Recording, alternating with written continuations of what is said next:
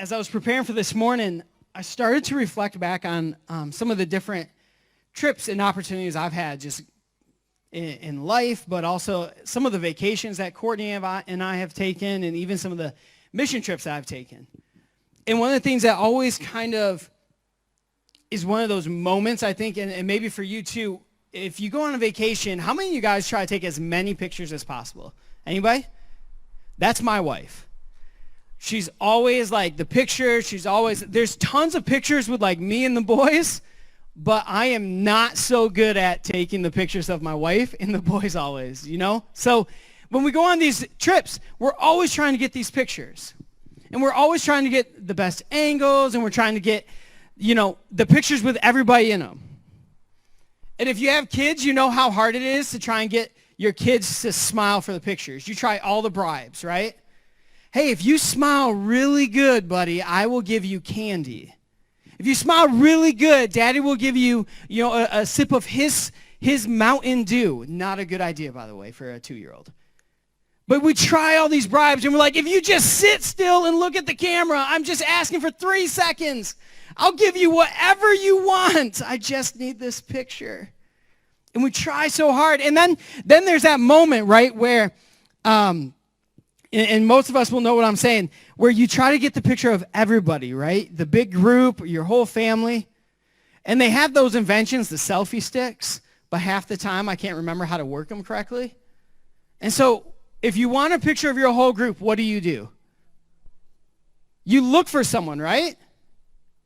And how do you determine who you're going to give your beloved camera to?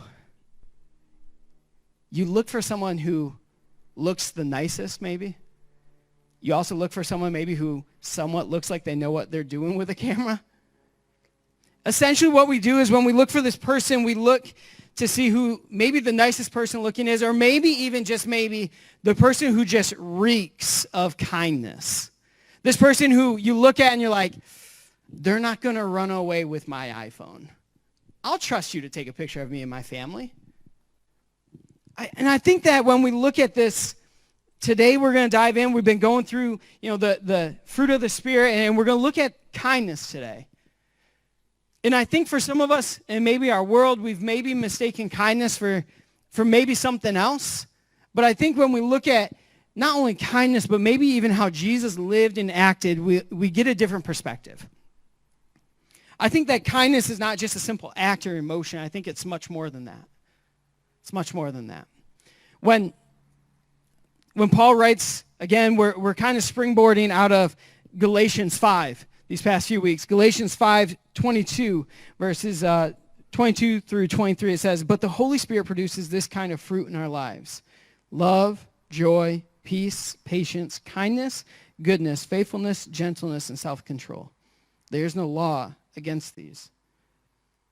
We've gone through these other attributes, and we've talked about what it means for us to love like Christ loved. If we're going to live as Christ, we have to love as Christ as well. We talked about patience even. And we are very honest about even the struggle that maybe some of us, myself included, have with patience. But kindness, I think kindness, when we are walking in and when we are walking in the Spirit, should flow through us and be evident to those all around us.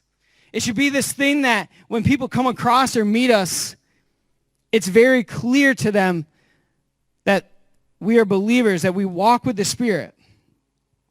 It should be this visible, tangible, and real thing that they come in contact with. I think if we define kindness in this world, it's this selfless, compassionate, and merciful things. It's these emotions and mindset. It's revealed in the practice to even our enemies and how we treat the least of these. Kindness. It's this heart and character posture. I think it's an intentional decision every day. Intentional decision every day to be kind as Christ was kind. That everybody deserves to be treated with respect and kindness from God. Paul has been kind of my homie these last few weeks. I've been digging a lot into his letters, digging a lot into what he has written in some of those different contexts that he wrote to in these different churches that he wrote the letters to. And I love Paul. I love that he's very open and blunt. And I appreciate that about the guy. He doesn't really shy away from things. He just kind of calls it what it is, right? And I think for us, we're also going to dive in, and when he writes to the church in Philippi, in Philippians 2, he writes this. This is 3 and 4. So don't be selfish. Don't try to even impress others. But be humble, thinking of others as better than yourselves. Don't look out only for your own interest, but take an interest in others too. This idea that Paul is talking about of, well, don't be selfish. Don't only look out for yourself, but look out for others as well. I think he's even talking about what it means for us to be kindness, and that the reality that when we are kind, that kindness produces and plants seeds of unity within us and within others. Kindness has the ability to plant seeds of unity. Let's just pause for a real quick squirrel moment second. Deal? Plant seeds of unity. I don't know about you, but our world needs to be unified. Our nation and even our state needs to be unified here. In how we love, how we live, how we act, and how we are kind to one another. And as we dive into this, I want to make sure that we're clear. Kindness doesn't mean that you have to agree with everything. But kindness means that you can love as Christ has loved, even when you might not see eye to eye. That when we live in love as Christ, that it plants seeds of unity within us. That it's not done out of my own selfish goals or ambitions. It's rather done out of what's best for the kingdom. And I think that our world, if we're just going to call it what it is, has always had this attitude of, well, you do what's best for you. One of my, I kind of say it occasionally, this like phrase of, well, you do you, boo-boo. And it makes I don't know even where I heard it or whatever. It just happened one day. I was like, hey, you do you, boo-boo. It's this idea, and I think our world believes that. Like, you just do you, boo-boo. Nobody cares. Nobody worries about you. You just do you. Like the planes don't care that we're having outdoor service right now. That's really loud, but that's okay. You do you, boo-boo. And that's our world's attitude, right? Like, you do you. You just worry about you. Don't worry about anything else. Don't worry about the better of anybody else. It's just all about you. And our world has this attitude of it's all about you. What are you seeking? What fame are you seeking? Recently, my one friend, he sent me this YouTube video. There's a pastor who I enjoy listening to. I enjoy kind of following. And he's a younger pastor, and he kind of just took over a church the past few years. And he's kind of rose to this place of, he's gotten a well-known following right now. And this YouTuber decided to make this video, and it's totally trashing this pastor, saying he's all about himself. He's all about the fame. He's all about this. And essentially, it's that attitude that I think our world says of, like, they're accusing this pastor of being only about him. But what's really crazy is that in these last few weeks and even months, his church has done some incredible things in their community. Their church has given away hundreds of thousands of dollars to help those in need through the COVID-19 stuff. They provide food. They provided even places for people to stay, extended. Basically, when they shut down their church, they opened it up for people to come and stay in as an additional hospital beds, essentially. And in this moment, I remember watching this video, and I'm like, this is, what in the world? I don't get it. And I think so often our world is out to seek our own selves, our own selfish pride and ambitions. But I think when we have the attitude of Christ, the attitude of his love and his kindness, I think it's a totally different mindset and attitude. I think that when we are kind and have the attitude of Christ, that we develop a community that is authentic, that is real, and a community that is valued, that people are valued for their selves, yes, but as a part of this community. What's crazy is, like, I look out right now, and I have the opportunity, I have the privilege of looking out right now, and I can see people, individuals, who bring so much to our church table with how they serve and how they are generous with their time, or maybe generous with their gifts and their talents. I get the opportunity, Josh and I get the opportunity week in and week out to see people who just love on each other. And then I get the opportunity to see it as the big community. As a church, I get the opportunity to see how even some of us have cared for each other, have loved on each other, have built each other up, have picked each other up when we have fallen maybe. I believe that when we have the attitude of Christ, that we develop into a community that everybody is looked up at rather than looked down upon. And when we value others above ourselves and we act on that kindness, we get to build that authentic, real, loving community. Like I said before, it's more than just being cordial. It's more than just being, super sweet and everything. Kindness is more than that. It's an intentional act that requires effort. It's an intentional act that requires effort and genuine concern for each other. And I think it reflects the heart of the Father. One of my favorite stories, and I've preached on a few different times in John 4, is when Jesus is walking and he sits down at Jacob's well. And a certain someone comes by, this lady comes by, a Samaritan woman comes by.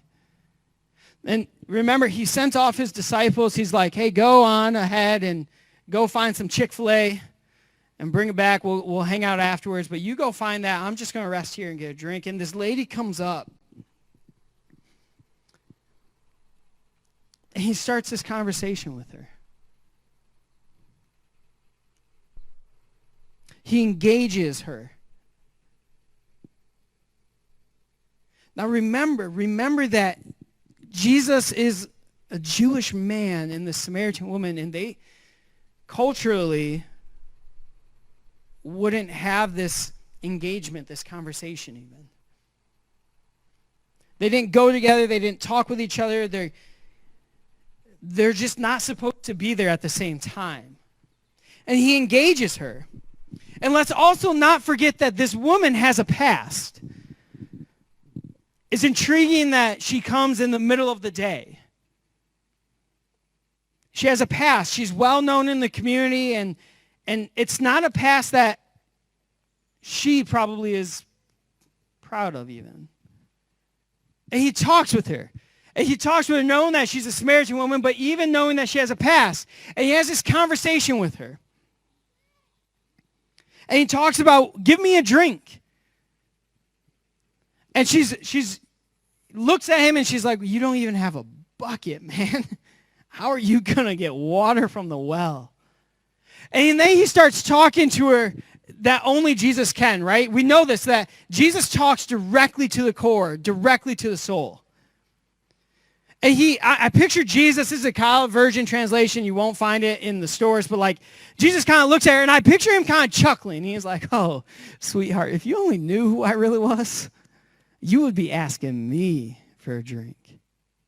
You see, you can give me a drink of this water that you draw from the well with a bucket, but man, I'm this thing called the living water. You drink from me, you'll never be thirsty again. Honey, if you only knew who you are not only sitting next to, but talking to, everything would change. And he has this moment with her as they continue to talk, and he reveals who he is, and he asks her, he says, well, go back and get your husband. And she says, well, I don't have one. He's like, that's right. I know. You've had multiple. And the guy you're living with right now, he is not even your husband either. But that's cool. That's cool. I still love you. And so here Jesus is, and I don't want to miss this. I don't want to miss this, okay? Because in the moment of Jesus looking at her and talking about her past and talking about what she's doing right now, who she's living with right now, Jesus is kind, but he still calls out the brokenness. Jesus is kind, but he still calls out the sin. Hear me on this. Hear me on this. Kindness does not always mean soft or fragile either. A few weeks ago when we talked about love, I think one of the things that our world is so eager to talk about, and I think sometimes we misuse this term of like, well, they just need some tough love. As a parent, how many of you guys have ever looked at your child and said like, hey, this is a moment of tough love? Thank you, Josh. I love it, my man. I get you, right? My mom, my mama is a saint. She raised 3 boys and my sister, and us 3 boys were not ideal teenage boys.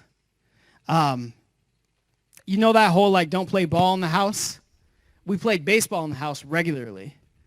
And that meant the perfect strike zone, by the way, was a window. And we didn't use rubber balls. We used actual baseballs. And so there's these moments of like playing softball or baseball in the house, and I can't tell you how many windows we broke. And I remember the first few times, my mom was like, it's okay, like we'll get it fixed, like don't do it again. But then by like the 15th window, my mom was like, oh, you paying for it now. I'm like, that's not cool. Like, I want this. It was this moment of tough love. My mom had to show me a lot of times tough love. And I think, though, that Jesus in these moments is showing his love and his kindness, but it's in a way that our world might not even perceive as kindness or perceive as love. They might perceive it as this thing called judging. But what if kindness isn't always fragile, and what if kindness isn't always gentle, but rather kindness can be talking to each other and telling each other through love and kindness, hey, what are you doing? Why are you doing that? When Jesus spoke to this lady sitting at the well, he was kind to her, but yet he didn't shy away from the truth that needed to be shared with her. When Jesus even spoke to the Pharisees and he called them a pit viper, a pit of vipers, he was kind because in that moment he was actually calling out the wrong sin and stuff that they were living in. Jesus didn't shy away from the hard truth even when it meant not being fragile and gentle. When a surgeon cuts deep into your flesh to remove cancer, that's kindness instead of just removing the first layer of skin. Sometimes it has to be a deep cut to remove the full issue that we're dealing with. And I think we can do that through kindness. Even when it might not seem pleasant and it might not seem all that, unicorns and rainbow, it doesn't mean it's not kind. And I think that when we too call out and walk with and hold each other accountable out of kindness and love, I believe that we reflect the very nature of Christ. That when Jesus sat down with this woman at the well, he was reflecting the kindness and love of the Father. And the other story where this woman is brought before him and she's caught in adultery, Jesus reflects the love of the Father. When he talks to the tax collectors, he reflects the love in the heart of the Father.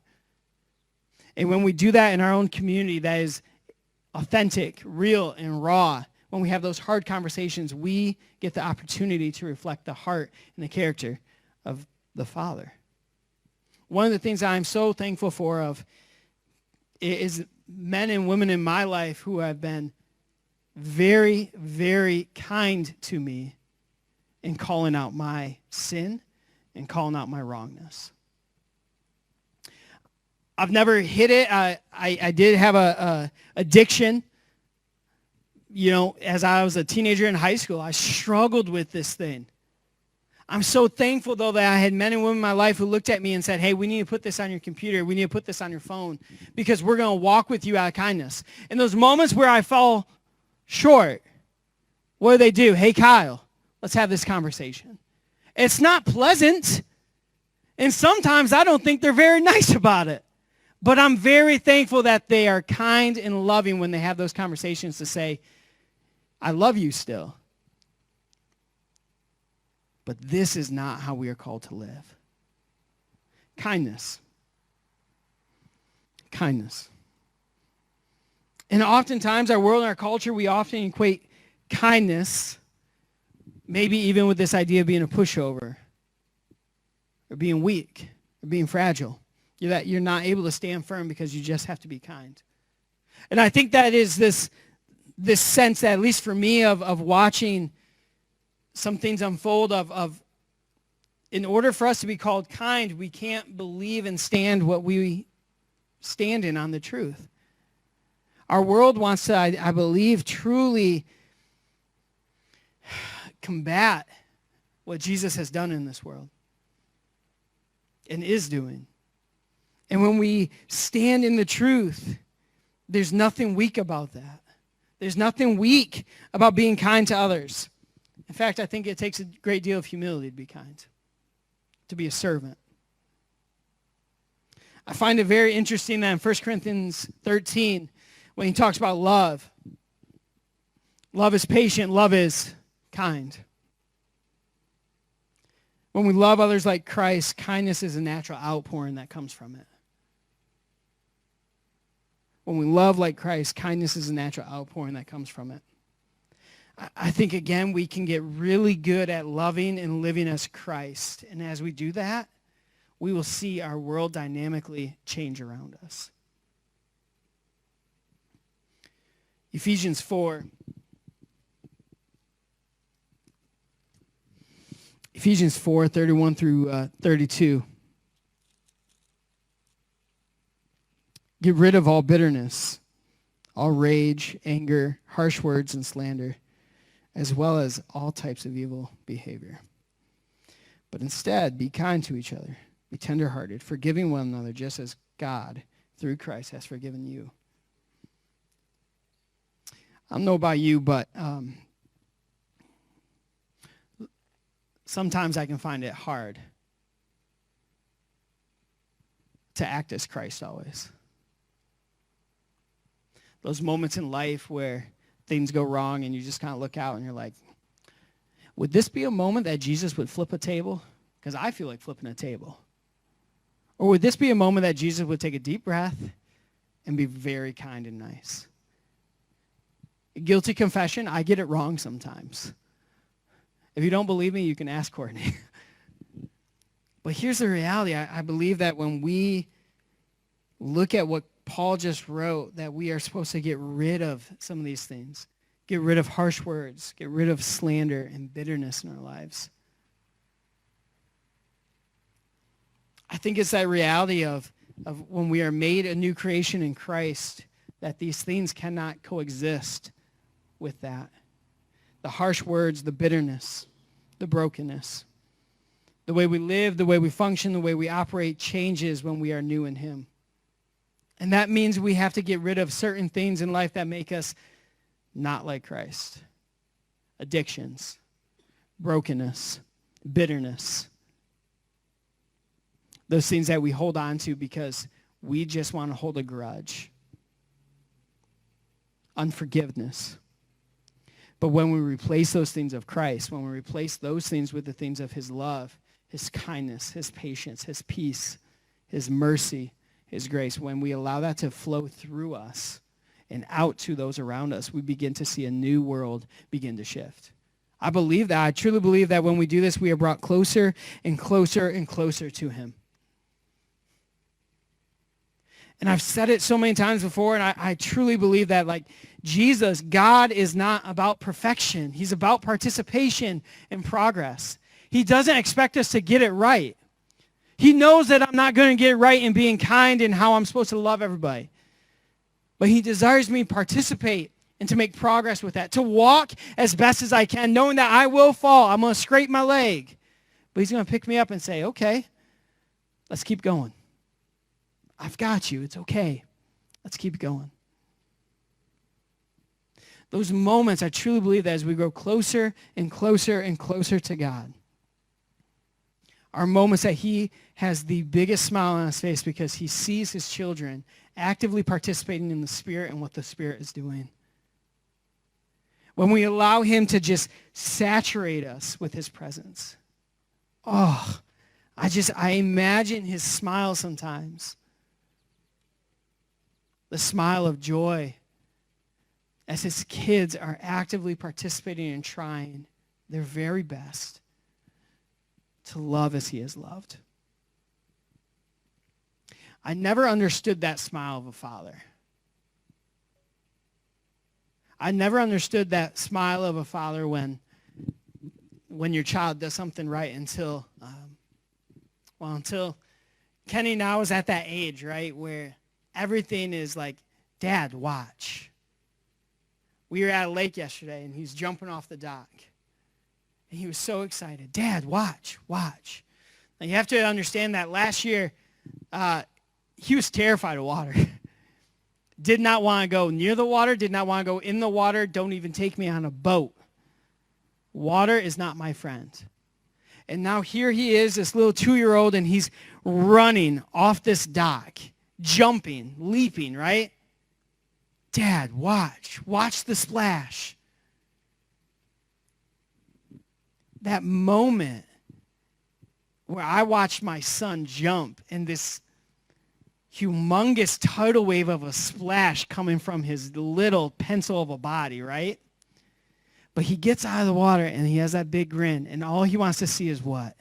He wants to see Daddy just smiling, saying, good job, bud. Good job. And as he keeps jumping, I keep taking a little step back, right? Because I want him to go further. I want him to jump farther. I want him to jump higher. I want him to go more than he can even imagine in those moments. And every time he runs full speed. And as he's running, all he's saying, Dad, what? And then he's underwater, right? And all he wants to see is a smile. Good job, bud. Good job. I believe sometimes that as we grow in his spirit, as we grow in who we are called to be in Christ, that God is just taking those steps sometimes, a little step back to say, okay, we can go a little further now. You can grow in your kindness a little bit more, Kyle. You can grow in your love of others a little bit more now. Let's stretch you a little bit more. Let's see if you can jump a little further. Let's see if you can go a little higher. And when we trust him in it, we get to grow with him in it. I think that as a part of that, we have to ask ourselves some questions. That are we generously inclined toward those around us, or do we think and speak harshly to or about them? With the people around me, am I inclined to speak good things and praises about them, or am I inclined to speak harsh words around them? It's this reality, I think, for me of, are we filling ourselves with the things that push us and promote us to be more kind? Are we surrounding ourselves in life that shift us towards more of acting in the world?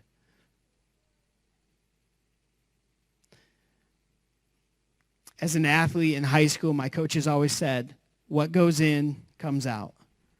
So Kyle, if you are eating McDonald's for lunch every single day, you are not going to have a good basketball practice. And I said, I get that, but Big Macs tasted really good in high school. But my performance wasn't good.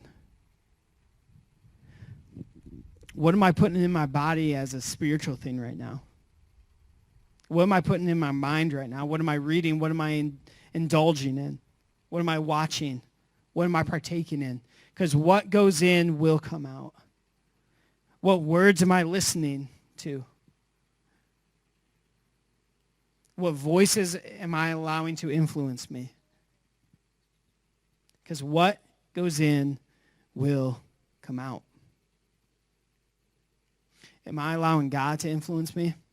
Or am I allowing things of this world to influence me? One of the greatest things that I remember seeing recently is this, this picture that says, Christians, right now the greatest thing that you can do is continue to be in his word. Because in a world that has so much influence, so much voice into your life right now, it's shouting at us from every direction of what to do and what to believe.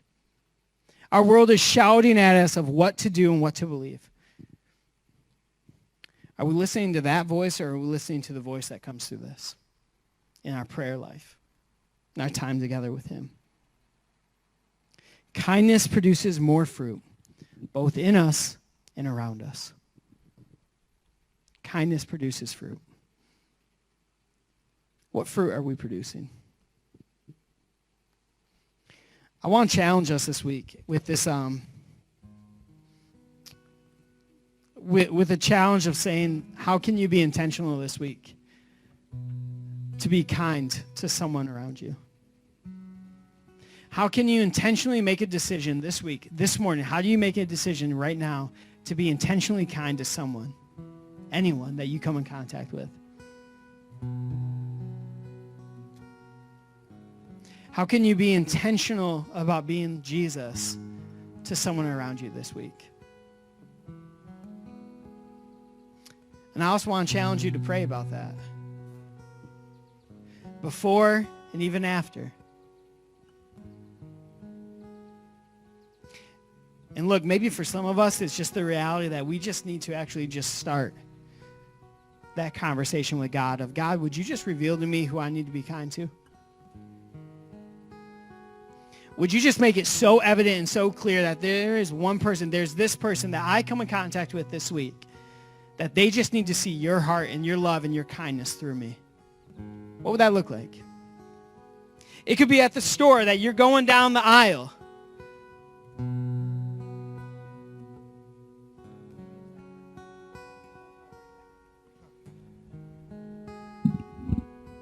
Check. Okay, see? Mic number 3. You can have this one. I don't want that one no more.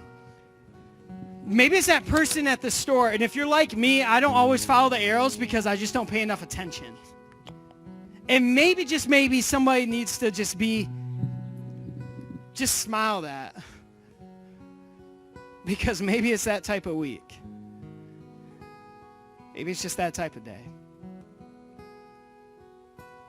Maybe it's that neighbor of yours who is really just struggling right now to get out and even just mow their lawn. And maybe it's just an intentional act of, hey, I'd love to mow your lawn today. Can I just do that for you? Or maybe it's that person who has struggled to get out to the grocery store because they're fearful of what could happen. I don't know what it looks like for you. I don't know what it looks like for me even. But I truly believe that when we as his children, as God's children, are intentional with how we live, are intentional with our words and our actions, I truly believe that God shows up and does things that we can't even begin to imagine. So how can we do that this week? Each and every one of us. We're called to reflect him. His Spirit, His goodness. Let's get really good at doing that, amen?